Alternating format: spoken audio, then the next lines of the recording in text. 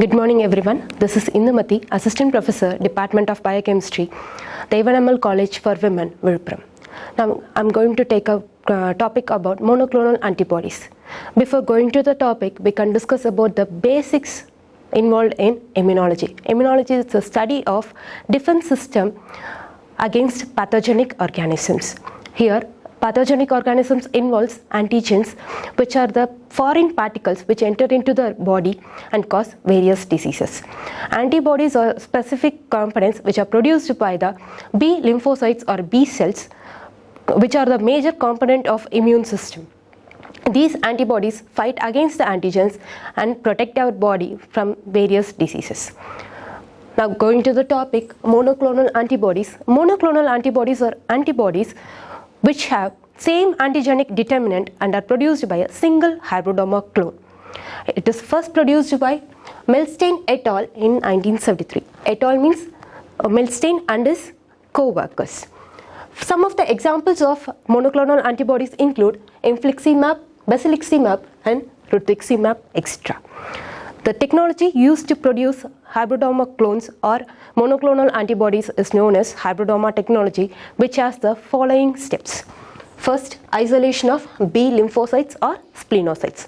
In this isolation of B lymphocytes, we take 2 to 3 weeks old mice and is injected with an antigen for which we have to produce the antibody.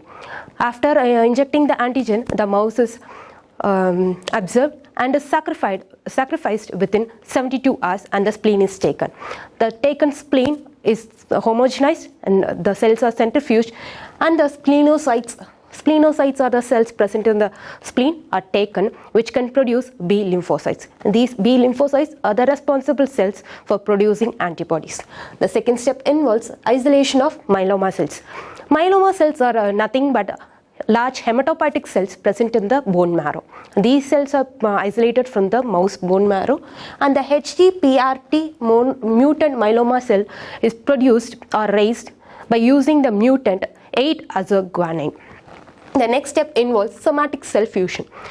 In this step, the isolated myeloma and the splenocyte cells are mixed in the ratio 2:1 in PEG medium. PEG medium is nothing but polyethylene glycol.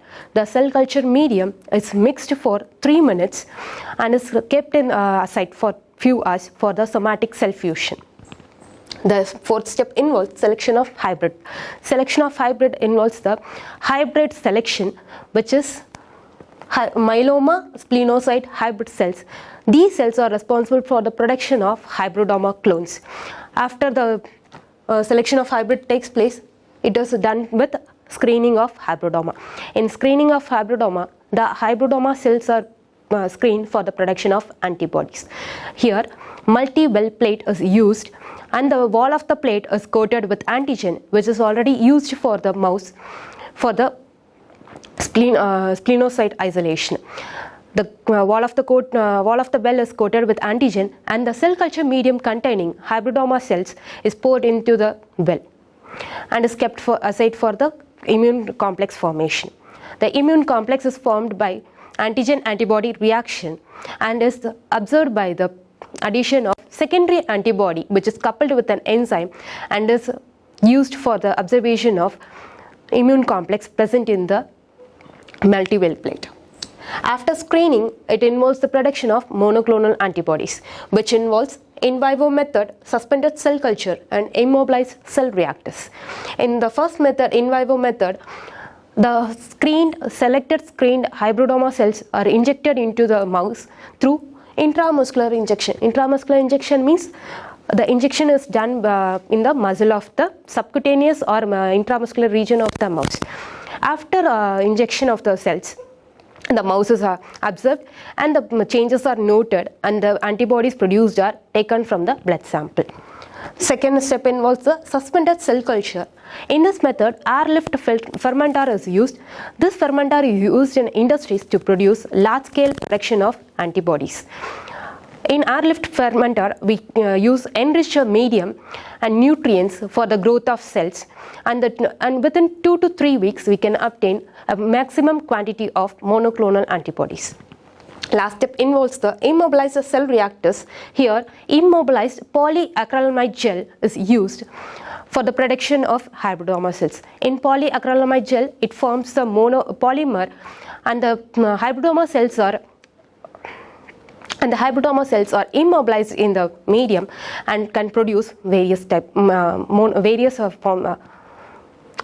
monoclonal antibodies.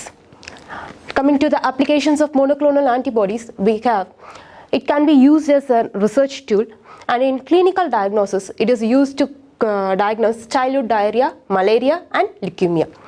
In treatment of severe diseases, it is used in various countries like US and UK. It can be used for the treatment of gastrointestinal cancer and other cancer types. Hope you have understood the topic monoclonal antibodies and its production. Thank you. உலகத்தரமான கல்லூரி உங்கள் ஊரில் Deivanai Ammal college for women autonomous Villupuram. உங்கள் எதிர்காலம் உங்கள்